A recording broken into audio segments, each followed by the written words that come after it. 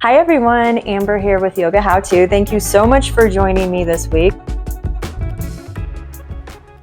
In this episode, we will be talking once again about Sankalpa. This will be the second of what I think will be a 4-part series. We'll kind of see how it goes. If you're wondering what the heck a Sankalpa is, go back, look at the first one in the series. It tells you what a Sankalpa is, it tells you why we use them in yoga, and it gives you an exercise so that you can create one that you can start using right away. So I'll refer you back to that if you're not quite on the same page as me right now. But if you are and you're ready to go, stick with me, because today we will be talking about 3 key differences, 3 ways in which Sankalpa is different than Western affirmations, or what we use affirmations a lot in the West. We talk about them a lot, and there are some important differences. So we're going to get into that today. It's not to look down on the way affirmations are used. It's just to differentiate. Here's what a Sankalpa is. Here's what it's not. Sankalpa, this is a key element, is that it must be values-based. It's got a seed of selflessness, which I think is what Gregor Maehle says about it in a great book he's written. I'll reference it down below. I'm spacing the name of it right now. Something About Your Divine Purpose. It's such a good book. And the point is, your Sankalpa, it's not meant to bring you into a state of drudgery or this martyrdom, like, oh, I have to do this. But it is connected to our Dharma. And our Dharma in yoga it's a way of upholding the highest good. It's what we're here, how we're specifically, our Svadharma, specifically our personal Dharma, is how we are here to uphold the highest good and to contribute. And there's a way I'm here to do it. There's a way you're here to do it.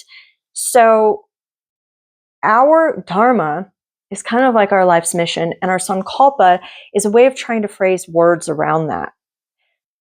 Our Dharma is inherently selfless.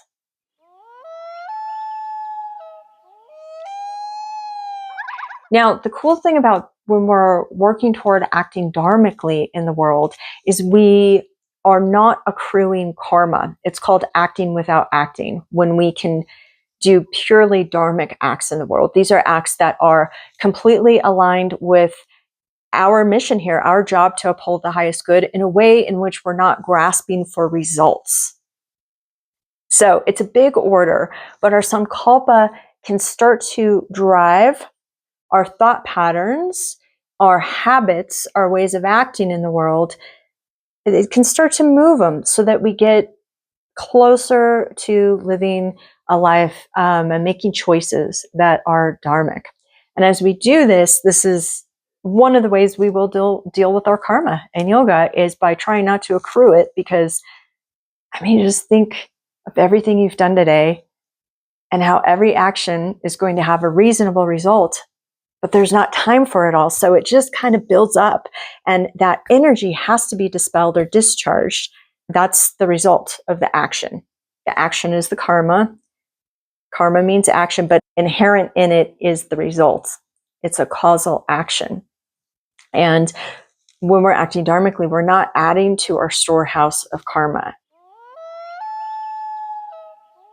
Again, it's not drudgery, but it might push us to do things that we know are the right thing to do, even though we don't want to do them, right? Like, how often in life have you had an ethical dilemma and you're like, I don't know what to do, I don't know what to do, but you do know what to do.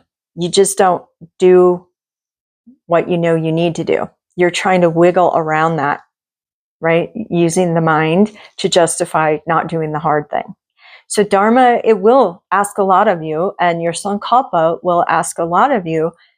And the cool thing is, though, when you've done the hard thing, or even the thing that just you feel expansive and amazing doing, you're going to go to bed with a clear conscience. You're going to be left with a feeling of, I don't want to say exhilaration, but maybe kind of.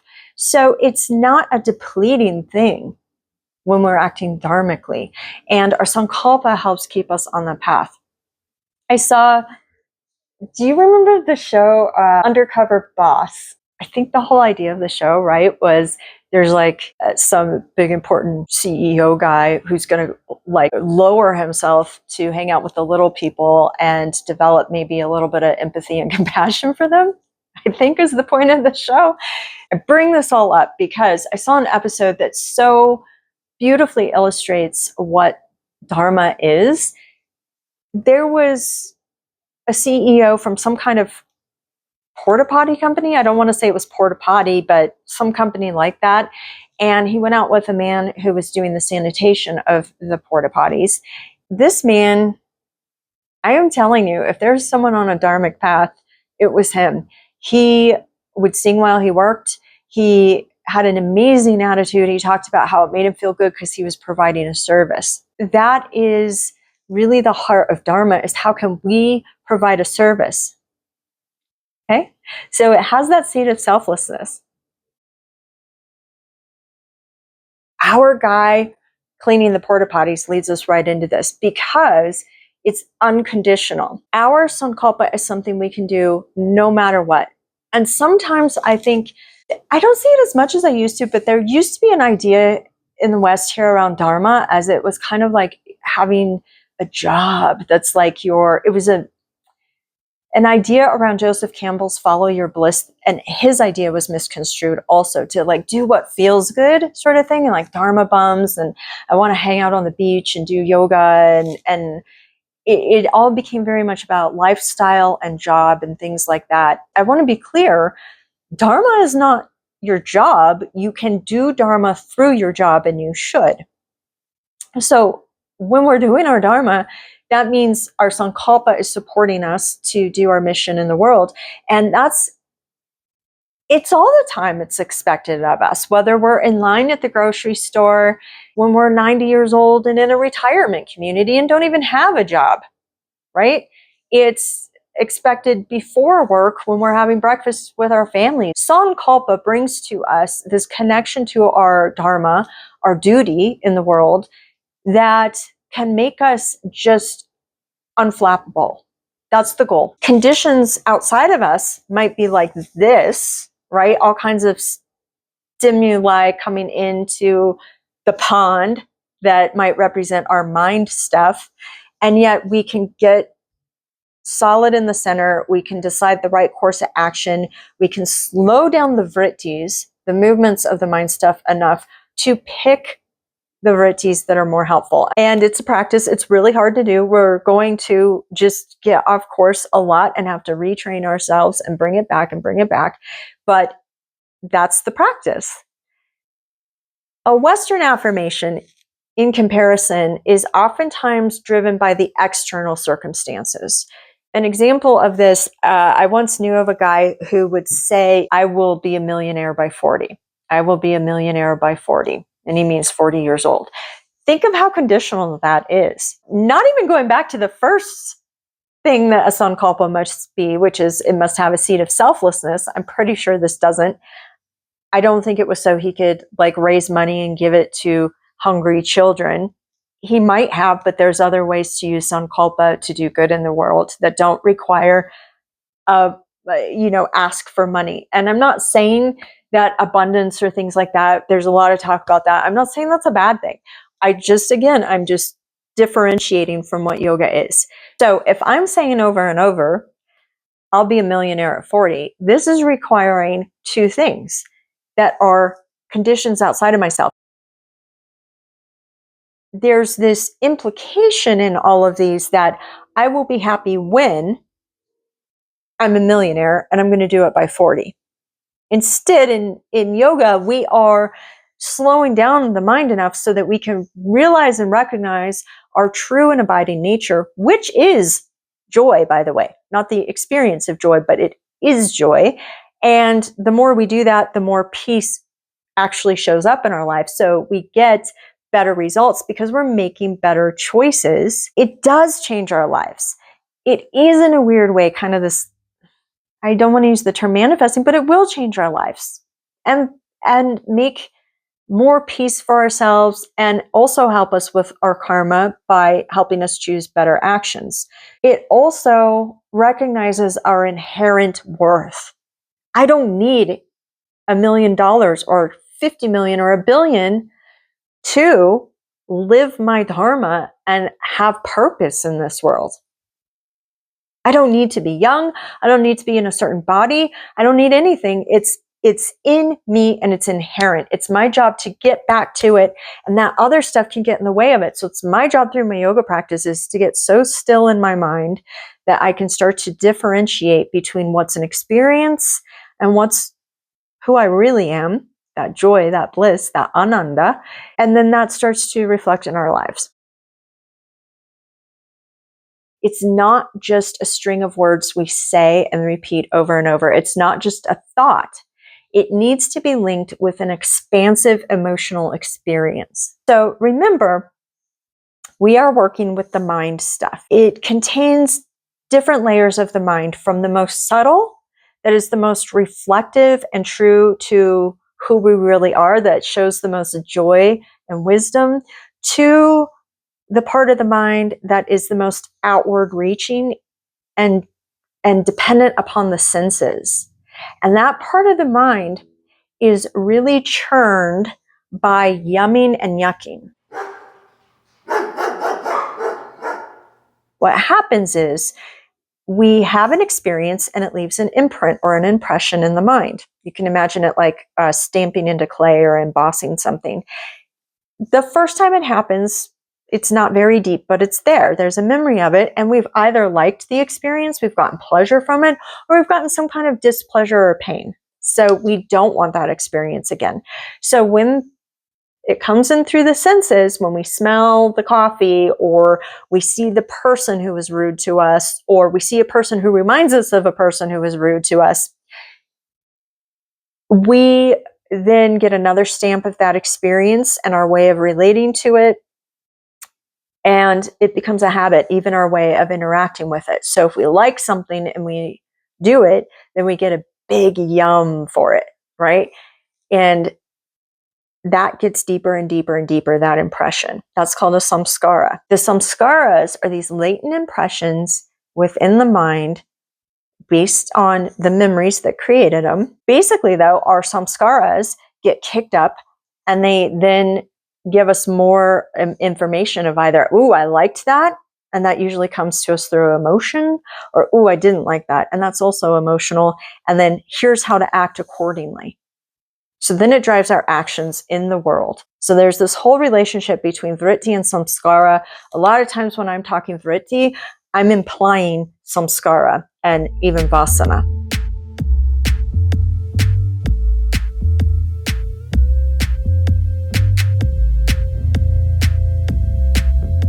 It compels us into action in the world. Which ones do? Because there's so many at any given time. Well, it's the ones with the most emotional load, the most charge of emotion. Think of how much stimulus you're taking in just right now. There's so much processing that's happening on the subconscious level of things coming in through the senses, but it's those ones that have a memory associated with them, that has an emotion associated with it. Those are the ones that have the loudest voice in our minds, so to speak. And those are the ones that tell us what to do. If I'm just saying again and again and again, I'll be a millionaire at 40, I'm a millionaire at 40, I'm a millionaire at 40, but I don't feel like I'm a millionaire at 40, it's doing nothing. It's not competing against any. If I have a strong emotional memory of lack or scarcity from, say, childhood, or seeing my parents stressed about money, it's not going to touch that. So, and that's an example of a Western affirmation, but a Sankalpa is so important because we want to not just say it. A string of words is nothing.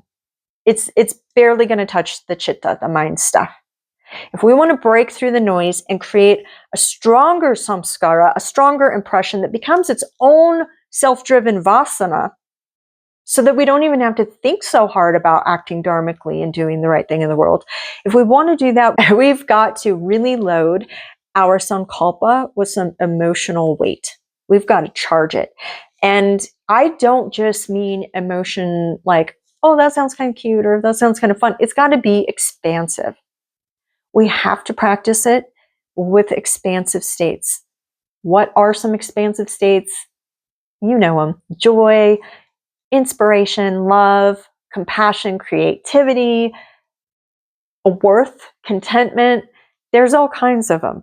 You want to feel it and experience it as a state of being. And you want to get so used to it that you can find it by finding where it's at in your body, so that when you say those words, you start making these connections. And so it becomes a stronger vritti than the ones we're trying to counteract. Or at least it becomes strong enough to kind of slow those others down. Thank you so much for joining me today. Please come back next time because we'll be talking more about Sankalpa. Austin will do a video. I don't know about what, who knows with him. And then the following week, mine will be out. It'll be the third Sankalpa installment. In that one, we will talk about how to use a Sankalpa in the best ways possible. And there's a lot to that. We've talked about it enough that you can get started. Get started, do it, experiment with it. You're not going to hurt yourself with a Sankalpa, but we can get even more out of it than you might think. So we'll talk about that next time. Please remember to like and subscribe. Of course, you know we're going to ask for that, right? And also comment below. I want to know what your Sankalpa is. I want to know if this cleared anything up for you. And if you have questions, I might just get some time to answer some. So let me know. Thanks so much. Have a great day. I'm going into content I didn't mean to, but I'm going to keep going with it. That samskara, as it gets deeper and deeper, and let me change my metaphor. So this is like if we're walking in a circle in the snow, right? The first time we do it, not very deep, but by the time we've done it, say 1,000 times, we're so deep in the snow, we're so entrenched. A, we can't go any other way but in that circle. And B, we don't even know we're in the snow because it's up over our heads. This becomes a self-perpetuated samskara, and that's a vasana. It doesn't even need stimulus coming in from the outside. Okay, let me set that aside. Talking about